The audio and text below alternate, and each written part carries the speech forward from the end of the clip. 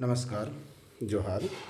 मैं डॉक्टर मृत्युंजय कोरी आपके सामने मैं लेके आया हूँ सुदामा पांडे धूमिल की काफ़ी चर्चित कविता अकाल दर्शन लेके मैं आपके पास आया हूँ।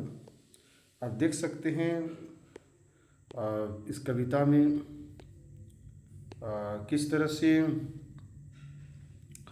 जो है इसका प्रकाशन वर्ष जो है, यह कविता संसद से सड़क तक जो कविता संग्रह है उसमें 1972 ईस्वी में यह कविता प्रकाशित हुई। यह कविता इससे पहले हम कहें तो 1969 1971 ईस्वी के दौरान की जो राजनीतिक और सामाजिक जो पृष्ठभूमि है उसको उजागर करती हुई यह कविता है, उस पर यह आधारित है। और उसी समय जो कवि ने इस कविता को लिखने का काम किया था उस पर यह आधारित है। हम देखते हैं कि अकाल दर्शन कविता में अकाल की जो है किस तरह से वर्णन करते हैं उस पर हम लोग चर्चा करते हैं। अब देखिए, अकाल दर्शन कविता भूख कौन उपजाता है, भूख को उत्पन्न करने वाला कौन है, भूख कौन उत्पन्न करता है, वो इरादा जो तरह देता है, जो किस तरह से जो है उनका जो इरादा जो हमें तरह देता है, जो एक इच्छा की तरह, या वह घृणा जो आँखों पर पट्टी बांध कर हमें घास की सट्टी में छोड़ आती है, जो घृणा, जो नफरत, इरादा, जो संकल्प। और यहाँ देखिए कि किस तरह से जो है इरादा जो तरह देता है, क्या उसकी इच्छाएं होती, क्या वो देना चाहता है, या वो घृणा जो आँखों पर पट्टी बांध कर, जिसको कह सकते हैं कि जो नफरत नफरत की जो पट्टी बांध कर वो हमें घास की सट्टी में छोड़ाता है, जिसको कह सकते हैं कि हमें एकदम विवस्था में ही वो छोड़ कर आने का काम करता है। यहाँ देखिए कि कवि कहते हैं उस चालाक आदमी ने मेरी बात का उत्तर नहीं दिया। कवि जो हमारे नेता, हमारे लीडरशिप जो हैं, उस से उन्होंने पूछा कि भाई अकाल कौन उपजाता है, तो उसका वो उन्होंने उस चालाक आदमी ने कवि की बातों का उत्तर उन्होंने नहीं दिया। उसने गलियों उसने जो है उसने गलियों और सड़कों और घरों में जो बाढ़ की तरह जो फैले हुए बच्चों की ओर इशारा किया और हंसने लगा। अब देखिए किस तरह से जो गांव की गलियों में, सड़कों में जो अत्याधिक बच्चे जो हैं जो खेलते रहते हैं, वो शोर उन्होंने इशारा किया और हंसने लगा। अर्थात उनका कहने का तात्पर्य है कि भूख इन बच्चों ने जो है उत्पन्न करने का काम किया है, ऐसा उनका कहना है, उनका मानना है। लेकिन कवि कहता है मैंने उसका हाथ पकड़ते हुए कहा, कवि ने उनका हाथ पकड़ा और उन्होंने कहा मैंने उसका हाथ पकड़ते हुए कहा, बच्चे तो बेकारी के दिनों की बरकत हैं। ये जो बच्चे हैं जो कभी कोई काम ना हो उस समय के लिए वो लाभदायक हैं। बच्चे बेकारी जो कभी कोई काम ना उस समय के लिए लाभदायक हैं, फायदेमंद है, बढ़ोतरी है जिसको कहे, इससे वो भी सहमत हैं, इस बात में वो भी सहमत हैं। जो हमारी हालात पर तरस खाकर खाने के लिए रसद देते हैं, इसको कह सकते हैं हमारी हालात, जो हमारी दयनीय स्थिति है, आम जनता की दयनीय स्थिति है, गरीबी है, उन गरीबों पर उसकी दया, जो तरस खाना मतलब दया दिखाकर खाने की जो रसद देना है, मतलब भत्ता या अनाज हम कह सकते हैं, वो देने का काम करते हैं। उनका कहना है कि बच्चे हमें बसंत बुनने में मदद देते हैं। लेकिन उनका ये मानना है कि जो एक तरह का जो पौधा है जो बसंत बुनने में वो मदद करते हैं, ऐसा उन चालाक आदमी का कहना है। अर्थात जो हमारे राजनेता है जो गांव में अपनी बातों को रखने के लिए आए थे, लेकिन यही वे भूलते हैं।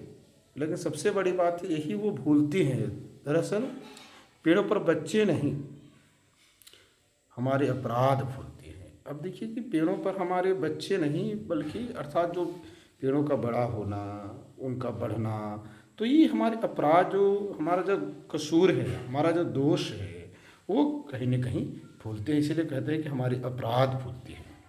मगर उस चालाक आदमी ने मेरी किसी बात का उत्तर नहीं दिया। उस चालाक आदमी ने जो कभी जो प्रश्न करते हैं, उस प्रश्न का कोई उत्तर नहीं दिया, सिर्फ हंसता रहा, हंसता रहा। फिर जल्दी से हाथ छुड़ाकर वो हंसते रहते हैं, हंसते चले जाते हैं, और फिर जल्दी से जो है अपना हाथ छुड़ाकर जनता के हित में हस्तांतरित वह हो जाते हैं। हो गया।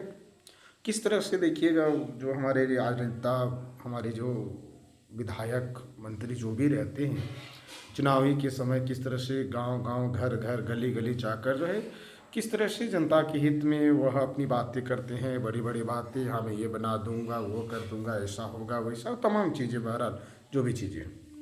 तो अब देखिए कि किस तरह से वहाँ भी जो है वो चालाक आदमी उस तरह से अपनी बातें करता है। ये कहते हैं मैंने खुद को समझाया यार, उन्होंने कहा कि मैंने खुद को, अपने आप को बहुत समझाया। उस जगह खाली हाथ जाने से इस तरह क्यों झिझकती हो? क्या तुमको किसी का सामना करना है? जिससे उस जगह जहाँ जनता के हित में हस्तांतरित होते हैं, तो ऐसी जगहों पर, उन जगहों पर जाने के लिए खाली हाथ जाने से क्यों झिझकना? अपने आप को फैंटेसी में कर सकते हो। क्या तुम्हें किसी का सामना करना है? क्या मुझे ये कहते हैं किसी का सामना करना है? ऐसा तो नहीं। वहाँ तुम वहाँ कुआं झाँकते आदमी की सिर्फ पीठ देख सकते हो। भीड़ में क्या, एक पीछे रहोगे तो उसकी पीठ आपको देगी। जिस तरह से कुआं को झाँकेगा, कुआं को देखेगा तो सिर्फ उसका पीठ दिखता है, ठीक वैसे ही भीड़ में जो है आपको कुआं झाँकते हुए लोगों की भीड़, पीठ दिखती है, ठीक वैसे ही आपको दिखेगा। यहाँ पे आप देखिए किस तरह से कभी आगे कहते हैं कि और सहसा मैंने पाया कि मैं खुद अपने सवालों के सामने खड़ा हूँ, अपने ही प्रश्नों के सामने, अपने ही सामने वह खड़ा पाते हैं। उस मुहावरे को समझ गया, जो वो हमारे लिए जो मुहावरा है उसको वो समझ गया है, जो आज़ादी और गांधी के नाम पर चल रहा है, जो आज भी आज़ादी के नाम पर और आज भी गांधी के नाम पर जो है राजनीतिक जो चल रहा है, जो हमारी जो शासन व्यवस्था है, उसमें किस तरह से बातें करती जा रहे हैं, उस मुहावरे को कभी कहते हैं कि मैं समझ गया, क्योंकि यह यथार्थ नहीं है, ये सिर्फ दिखावा है। क्योंकि जिससे ना भूख मिट रही, ना मौसम बदल रहा।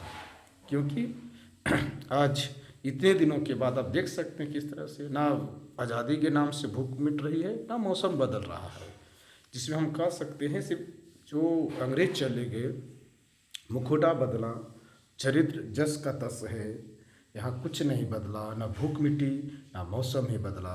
लोग आज भी बिलबिला रहे हैं, भूख से बिलबिला रहे हैं, पेड़ों को नंगा करते हुए, क्योंकि पेड़ की छाल जो है वो खाने के लिए मजबूर है, पत्ते खाने के लिए मजबूर है। यहाँ कहते हैं पत्ते और छाल खा रहे हैं, मर रहे हैं, दान कर रहे हैं, वो मर भी रहे हैं भूख से, फिर भी वो दान करते हैं। तो इस तरह से यहाँ देखिए कि कभी आगे कहते हैं जलसों जुलूसों की भीड़ की पूरी ईमानदारी से हिस्सा ले रहे हैं। किस तरह से जो पूरी वो भीड़ में बड़ी ईमानदारी से जो है उन जुलूसों में अपने हिस्सा ले रहे हैं, अपनी सहभागिता दिखाते हैं, अकाल को शहर की तरह गा रहे हैं। यहाँ कहे उत्साह, शहर जो गीत की तरह, मंगल गीत की तरह उसको जो है गाने का काम करते हैं, उस भूख को भी वह गाने का काम करते हैं। झुलसे हुए चेहरे पर कोई चेतावनी नहीं है। जो भी ये झुलसे हुए जो चेहरे हैं, जहाँ मलिन चेहरे हैं, जहाँ भूख से जो विवशता है, लाचारी है, लेकिन फिर भी उसमें कोई चेतावनी नहीं है। कभी कहते हैं कि मैंने जब भी उसने उनसे कहा देश और शासन, देश शासन और राशन की जो बात मैंने कहा, उन्होंने मुझे टोक दिया। जब भी कभी उसको कहते हैं कि देश के लिए जो शासन व्यवस्था की बात करे, जनता के लिए राशन की बात करे, तो वो बीच में टोक देने का काम करते हैं। अक्सर वे मुझे अपराध के असली मुकाम पर उंगली रखने से मना करते हैं। जो अपराध की जो असली मुकाम है, मूल जड़ें जो हैं, वास्तविक चीज़ें जो हैं, उस पर जो अंगुली रखना जब चाहते हैं तो उसे सीधे वो टोक देने का काम करते हैं। जिनका आधी से ज़्यादा शरीर भेड़िए ने खा लिया, तो आप कह सकते हैं कि यहाँ वो जो बात करते हैं कवि, जो भेड़िए ने खा लिया हो जिसका आधा शरीर, वही इस जंगल की सराहना करते हैं। भारतवर्ष नदियों का देश है, तो उस जंगलों की सराहना करना कहीं न कहीं गलत है, जिनका आधा शरीर भेड़ियों ने खा लिया हो। और ये भी बात हमेशा कही जाती है कि भारतवर्ष नदियों का देश है, भारत की आत्मा गाँव में बसती है, क्योंकि गाँव की व्यवस्था आज भी उतनी ही दयनीय है जितनी पहले थी। तो इसलिए कुछ बदला नहीं है, तो बदलने की आवश्यकता है। आप यह देखिए कि बेशक निस्संदेह आप कह सकते हैं ख्याल ही उनका हत्यारा है। यह दूसरी बात है कि इस बार उन्हें पानी नहीं मारा। मान लो अकाल में कभी बारिश हुई, कभी बारिश नहीं हुई, किसी भी वजह से जो है अकाल पड़ा, लेकिन ये दूसरी बात है। मगर वे हैं कि असलियत नहीं समझते, अनाज में छिपे उस आदमी की नीयत नहीं समझते। उस आदमी की जो नीयत है, जो उनकी भावना है, जो उनकी इच्छा है, वो नहीं समझते हैं। असलियत अलग है। उनकी मनसा ही है कि इनकी जो व्यवस्था पर वो तरस खाए।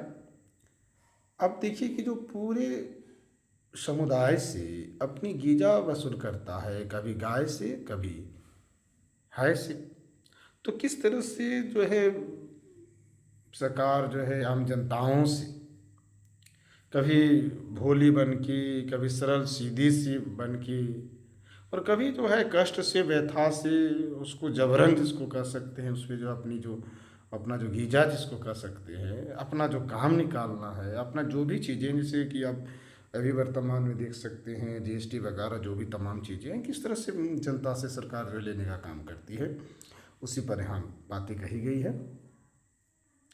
आप यहाँ देखते हैं यह सब कैसे होता है। मैं उन्हें समझाता हूँ, मैं उन्हें समझाता हूँ, कभी कहते हैं।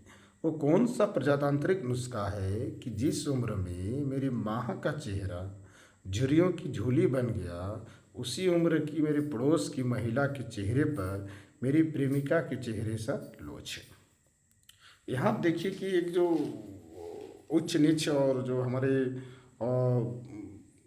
प्रजातांत्रिक नुस्खा की जो बात करते हैं, जो हमारे उच्च वर्ग की जो बातें हैं, जो हमारे राजनेताओं के घर की जो बातें हैं, और एक सामान्य जनता, एक निम्न जनता की जो बात है, कभी यहाँ कहते हैं, क्योंकि इनकी माँ की उम्र की जो पड़ोस वाली जो महिला है, जो उच्च वर्ग की है, उनकी जो सेम उम्र है, किंतु यहाँ देखिए कि उसके चेहरे में जो कोमलता है, वह कवि की प्रेमिका के चेहरे में जैसी कोमलता है, वैसी उनकी कोमलता है। तो आप कह सकते हैं कि मैं 35, 40, 60 वर्ष में जो 18 वर्ष की लड़की की तरह यदि कोमलता हो, वो लचीलापन हो, तो आप वास्तविकता देख सकते हैं कौन सा क्रीम है, कौन सा ये चीज़ें हैं। तो ये सिर्फ जिसको कहते हैं कि इसमें खान पान, रहन सहन, तमाम चीज़ें जो है, क्योंकि गरीब घर की जो महिलाएं हैं दिन भर यदि खेत में काम करेगी, तो वास्तविकता है कि चेहरे में वो कहीं न कहीं झुर्रियों की झोली बनना स्वाभाविक है। अब आगे यहाँ देखिए, कवि कहते हैं कि वे चुपचाप सुनते हैं, उनकी आंखों में विरक्ति है, पछतावा है, संकोच है, या क्या है कुछ पता नहीं चलता, वे इस कदर पछते हैं। वे चुपचाप सुनते हैं, विरक्ति तो उनकी आंखों में है, लेकिन वो पछतावा भी, संकोच की भी करते हैं, बोलना नहीं चाहते हैं, या कुछ क्या है पता नहीं चलता, ये किस तरह पस्त है, मतलब उनकी हालत काफ़ी गंभीर है। और आगे कवि कहते हैं कि तटस्थ है, और मैं सोचने लगता हूँ कि इस देश में एकता युद्ध की और दया अकाल की पूंजी है। तो यह कहती हैं कि मैं अपने आप सोचता हूँ कि किस तरह से इस देश में जो है एकता युद्ध की और दया अकाल की पूंजी है। दया ही जो है अकाल की पूंजी रही है। क्रांति की बात करें तो यहाँ कि असंग लोगों के लिए किसी अबोध बच्चे के हाथों की जूझी है।